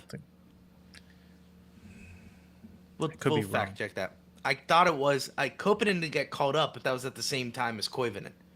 I'm talking earlier in the season. Earlier in the season, it was around like January, February. You might be. I think you're right, because that was number 11, wasn't it? Yes, we called up Panamera for like a couple of games, and then he got sent down. This was around the Tristan Jarry fiasco. I think you might be right. Anyway, I liked what I saw from Panamera. Koppanen's older, but he's technically a prospect because he's playing in Wilkes-Barre. But what I'm trying to say is, we have our guys. Troz. Yeah, we have him. We have not Troz, Braz. Poulin. First name. Yep. Sam Poulin. Yeah. Brunick, Owen Pickering. We have our young guns that are ready to go. We have Murashov and Joel Blomqvist. We have guys that are ready to go to mingle with these veterans, ready to make a push. We just need a couple more assets. You're telling me we're not ready to go? We're in a rebuild? Nuh-uh. Koivunen is ready to go. McGroarty, ready to go. Ponomarev, ready to go. Emil Bemstrom, ready to go. Sam Poulin, ready to go. Murashov, Brunick, Pickering, Joel Blomqvist. I'm listing a whole freaking roster right now. All we need is a couple more assets. Give me Mitch Marner. What are you laughing at? No, sorry. I just watched Draft Day the other night. And at the end of the movie, he's like, this team is ready to go. Just needs a coach. Yeah, that's right. Do you think you could coach this team? I can coach this team. So, that's what I'm saying. This team is ready to go. This team is. Sorry. And I don't get it. People are saying rebuild time. I'm like, we already did the rebuilding part. We got 30 draft picks. We got the young guns waiting in the wings, ready for us to say you cracked the roster spot, right? Ponomarev, Koivunen, Rucker, McGroarty, they're all locks to start next season. I think we would all be shocked if they didn't start Pittsburgh next season. Murashov is probably the one that's still up in the air. Joel Blomqvist, we would expect him to start next season. Pickering, lock to be in Pittsburgh next season. Brunick, maybe. We'll see. No. Wilkes-Barre. Yeah, that's what I'm saying. Maybe. I'm saying, like, he'll definitely be ready in a couple years, but if he surprises us again, maybe he's like a Rucker situation where he starts the season and gets sent back down. Maybe that's what we do with Brunick. Maybe. If he's good enough. We'll see. All I'm saying is we got guys ready to go.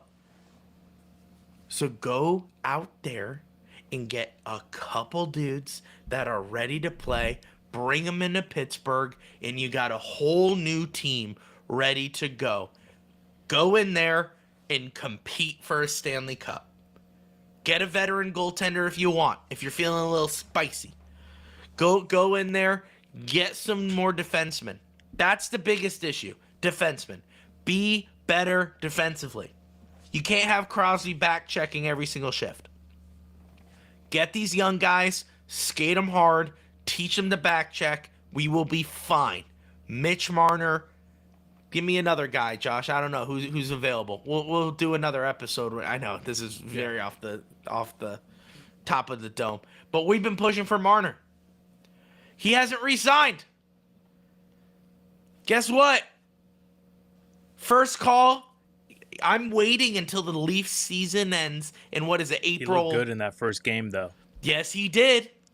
And probably Maple Leafs are freaking out and going, we can't afford him. We can't afford him. How are we going to do this? How are we going to do this? Who are we going to drop? How can we make the salary cap work with Nylander, Marner, Matthews, and this other guy, Robertson, or whatever his name is, that's playing really well for the Leafs? How are they going to afford him? In that. So, like, how are they going to make it all work? They can't. So Mitch Marner is either going to walk or he's not. When is it, Josh? When's the thing? June 7th? July 7th? June. July 1st, I think. July 1st. 12:01. Calling his agent.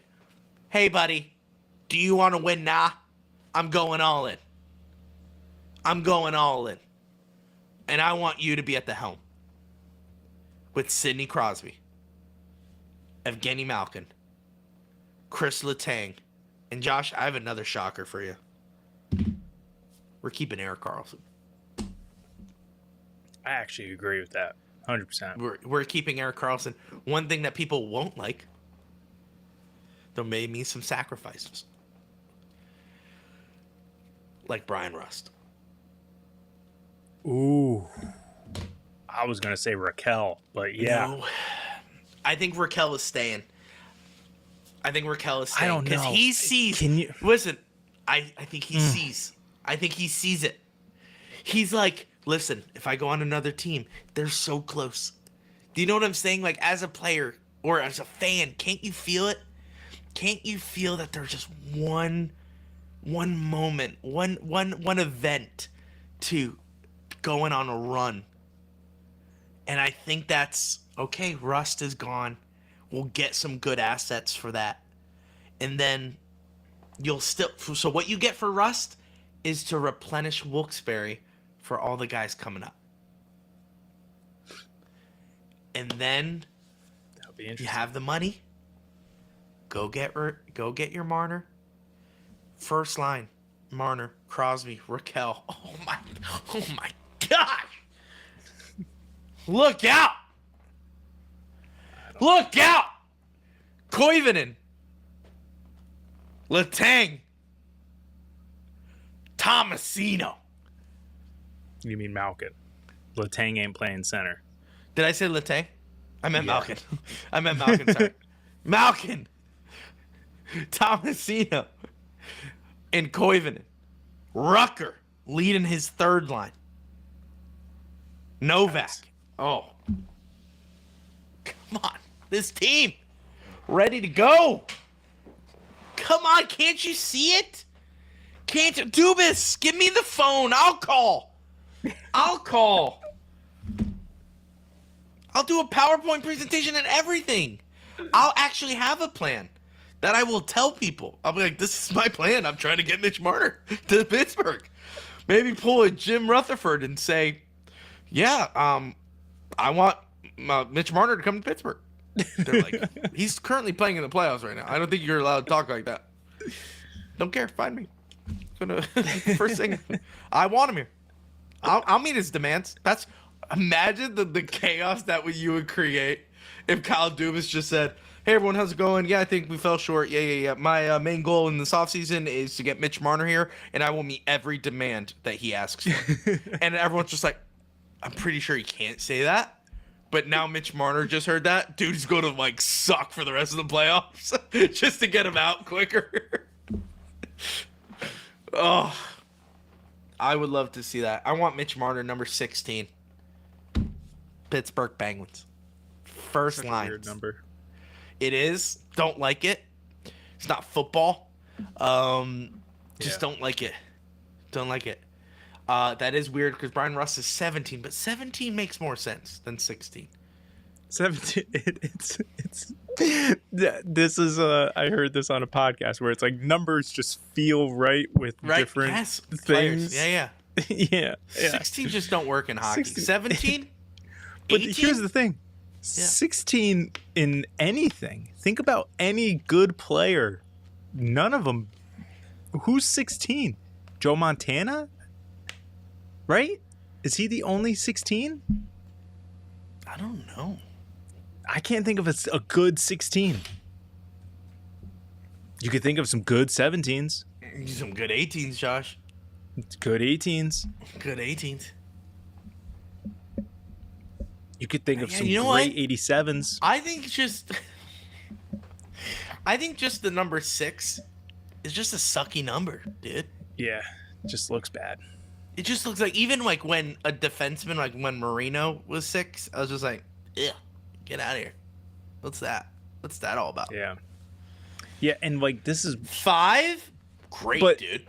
this is also where it's like your greatness can change the number too. because like Yeah. 66 is not a number. Like, let's be No. honest here. That is not a it's hockey great number. But Like, that's like, you only think of like- one person when you say 66. yeah, that's like, you know, before Lemieux, if someone tossed you 66, you're like, oh God, I'm getting cut. I am getting cut. Ready? If I was given 68. 66, yeah, same thing.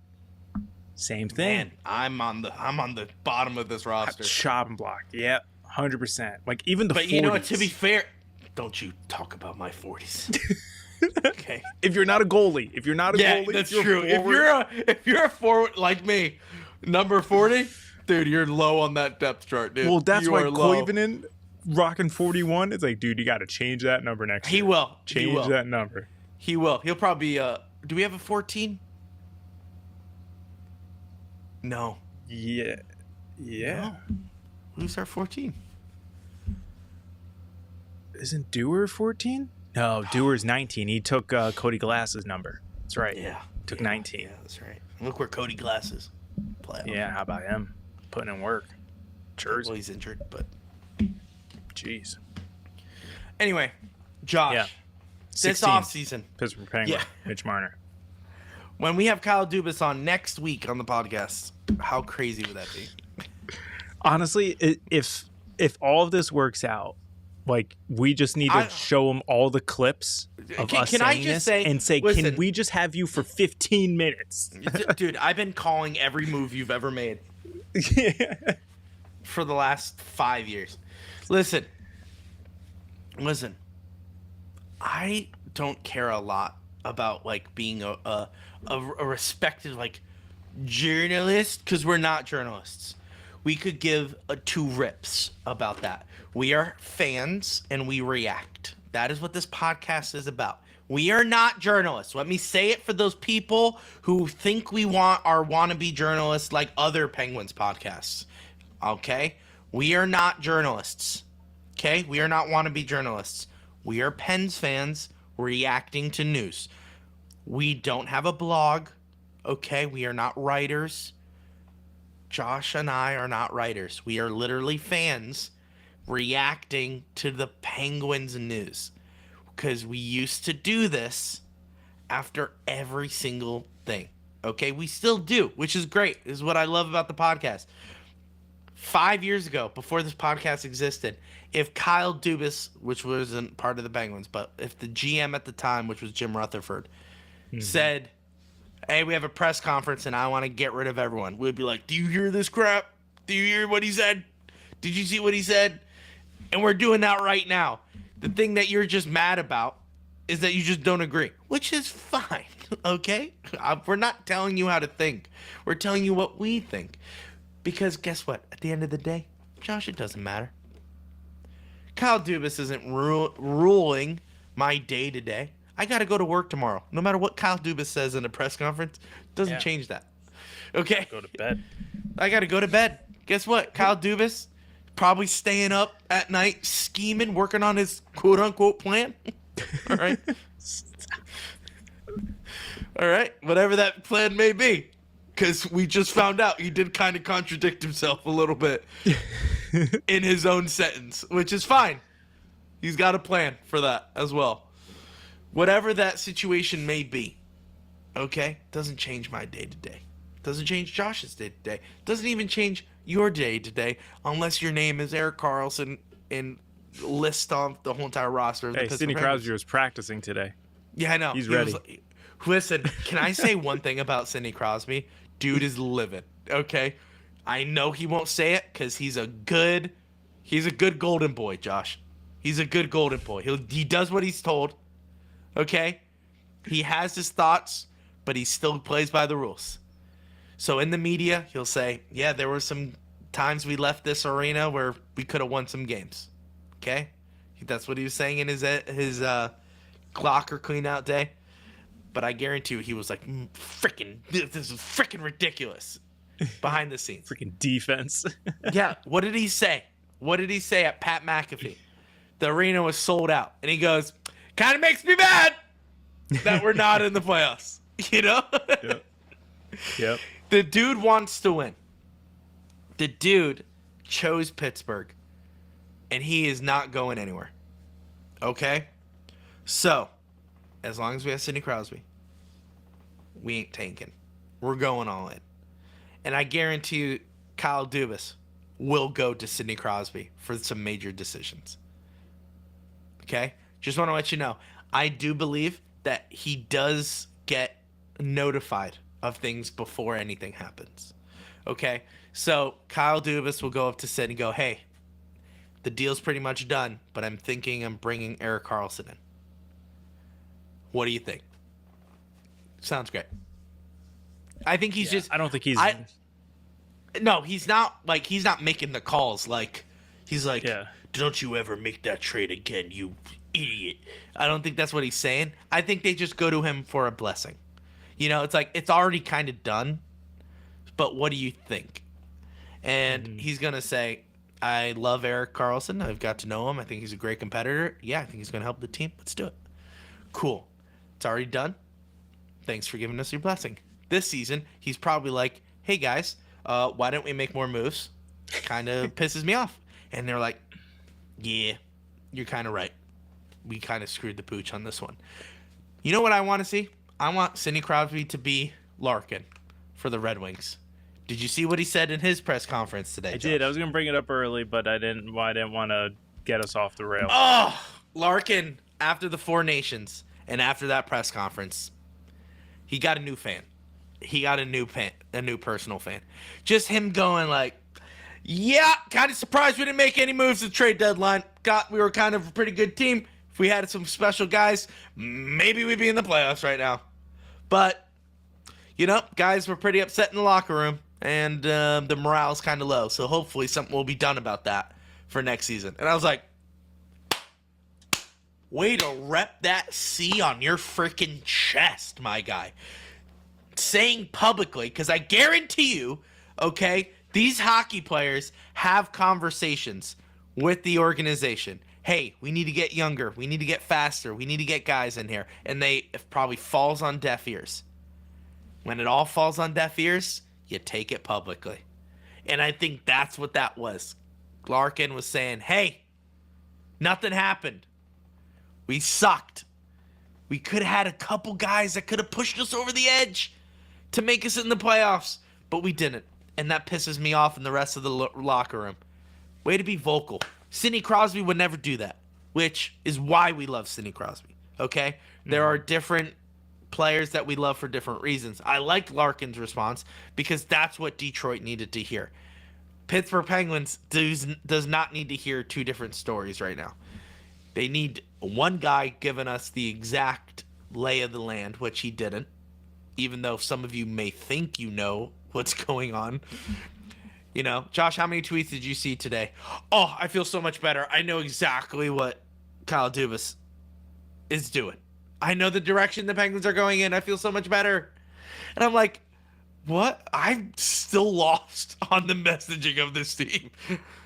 Are we going for the cup next year, or are we tanking for McKenna? Because you guys people who are saying, oh, I understand, are saying we're tanking for McKenna. They're the same people. And I think they misunderstood. I think they misunderstood that Kyle Dubas is kind of living every day with a question mark on his calendar. Like, what are we doing today, dude? What are we doing? Hey, Sully, do you still want to coach this team? Like, how you feeling? You know? Because when they asked about Sullivan, they were like, yeah, we like Sullivan here. You know, it's just kind of like, all right, cool. Yeah, and just mention what he said last week, that, you know, his intention is to be back next year. So it's like, okay, yeah, that was his intention. So that's what we're doing. All right, cool. That was his intention. My intention doesn't matter because I don't know what I'm doing. So. Yeah. No, but I do like it, and I wanted to make it clear. I like Kyle Dubas. I think he's great for this organization. He's done a great job building our assets, and that's great. But you can't have one without the other. I'm waiting on the other. I'm waiting on putting the assets into action to win a cup. Because he did the same thing in Toronto, and he did rush the process, and he got kicked out. So will he make that eventual transition to we built up all the assets? Can we go all in and win a Stanley Cup? Josh, last comments, last rights, as you may say. I think what you just said there needs to be made into a T-shirt. Assets into action. Josh, just like Kyle Dubas made his own little phrase today, his actions don't match his expectations. That's my quote. Turn your... I forgot it now. What did I say? Assets into action. Yeah. Put that on a T-shirt, Kyle Dubas. Go ahead, Josh. No, I mean, just I think we covered pretty much everything today. We pretty much I left the Dubas presser kind of, understanding that this may be a while. But at the same time, also maybe it's not. So, and I think that's the issue that we have with this press conference. And every time that Dubas speaks is because that's how it is it not? It's kind of reminds that's me what of, I'm freaking out about. Apparently I'm wrong, Josh. Of the scene in Moneyball where he's talking to the manager, and he's like, every time we have a conversation, it reminds me of the joy I have for the game. Marches out of the office. Yeah. It's like, every time I hear you speak, Dubas, you just remind me of this amazing plan that you have. Yeah. Can't wait for the next talk, dude. Can't wait. Yeah. Oh. Dude. But see, does that make sense? I hope you're watching, the people watching this, understand our heart behind this. I'm just like... All three of you. What are you... What? What'd you say? I said all three of you. Oh. Way to go, Josh.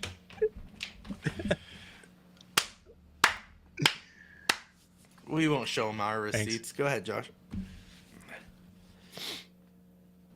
No. Oh, okay. All right. Well, Josh, here's our plan. Our plan. We'll lay it out for you.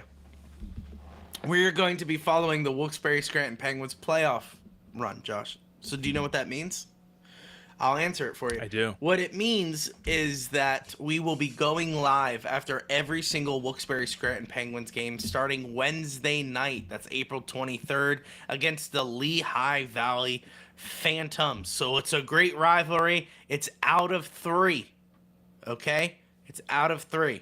So hopefully the Penguins advance into the next round where they will play either Hershey or nope. Josh, I'm lying to myself because we will be automatically playing the Charlotte Checkers who get a bye. I remember this now. So we will be playing Charlotte. And then after playing Charlotte, and then between Hershey and the Providence, they play. And then the winner of that plays the winner of us. I think so. I thought I had it rehearsed. I have a picture of it. Nope. I got it. I'll re-look at everything. Nope, I got it. So the Penguins will play the Lehigh Valley Phantoms. If we win, we automatically play Charlotte. No, that's not true. Automatically? No, gosh darn it, the stupid AHL. So, all right, there's the first round, okay? Let's go. Wow, this is terrible if you're following along. Maybe I don't have a plan. Maybe I'm Kyle Dubas, okay? So, Providence Bruins play the Springfield Falcons, okay? Then Wilkes-Barre plays Lehigh Valley, okay? So, if Providence wins, they're the higher seed. And if Wilkes-Barre wins, they're the higher seed. So, the lower seed first round winner. So, if we win and Providence wins, We play Hershey. Providence plays Charlotte. Correct. Yeah. So crap balls. All right. So you don't want to play Hershey. They're on a tear. So you want Springfield to beat Providence. So that Springfield plays Hershey. The Penguins will play Charlotte. Hopefully we beat them out of 5. And then we'll play the winner of the Hershey-Springfield outcome. All right? And we will be following that journey for Wilkes-Barre Scranton Penguins live on this channel. So we will be live tweeting. We will be going live after, just like what we did for Pittsburgh all season long. We are covering the playoff push. So join us. You can follow us on all major social media platforms, but especially X, where we go and live tweet and go live after the game, as well as YouTube and Twitch and Facebook. So you could join us all at Pens Collective. You can join our Discord for updates, and that's Discord/the Penguins Collective, where our links are all in our bio. Josh, what are our sponsors today? Yeah, our sponsors, as always, Rogue Energy. Nice. Go to rogueenergy.com/Pens Collective. Use code TPC10 to get 10% off all of your orders. They have shakers. This is a 16-ounce shaker, so it's a little shorty guy. But then they have Nice. I believe that's 24 ounces. 24 ounces. They just launched a whole bunch of new shakers. Yeah, 2 of them. Whole They bunch of look new pretty shakers. sick. They look No, sick. just and 2? I saw 2. Just I 2. saw 2 of them, but they said multiple. Oh, maybe. Yeah, maybe this was the 2 of like Rogue branded. Maybe.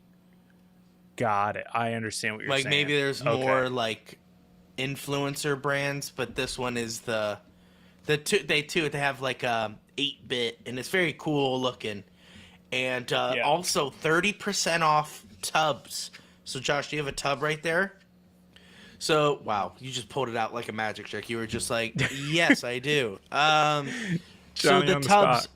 all tubs of Rogue Energy Hydration and Chill, 30% off right now. It's their spring sale. So you can use code TPC10 for 10% off. Also use the link to get that 30% off and to get your new shakers. All of that helps the podcast, so we appreciate all 3 of you buying stuff like that. This episode is also brought to you by Louie. If you need custom merch for your business, your nonprofit, or your school, go to Louie.com. If you also need promotional products, they have in-house graphic designers. They have multiple machines, embroidery, all that.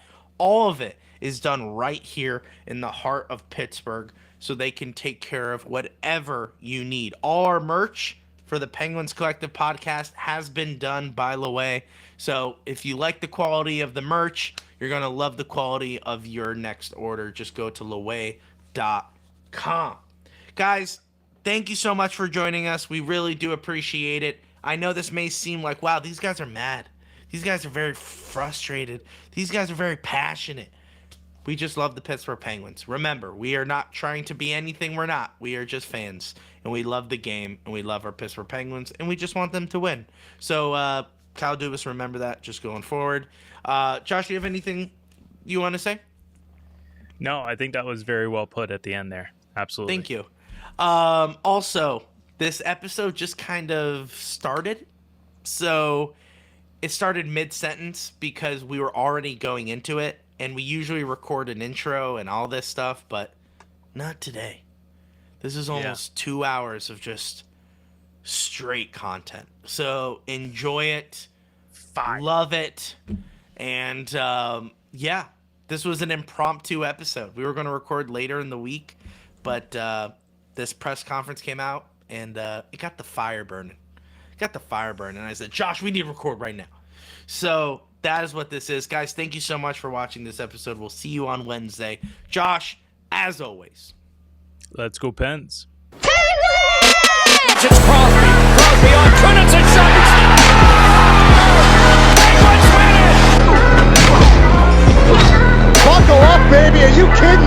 a collective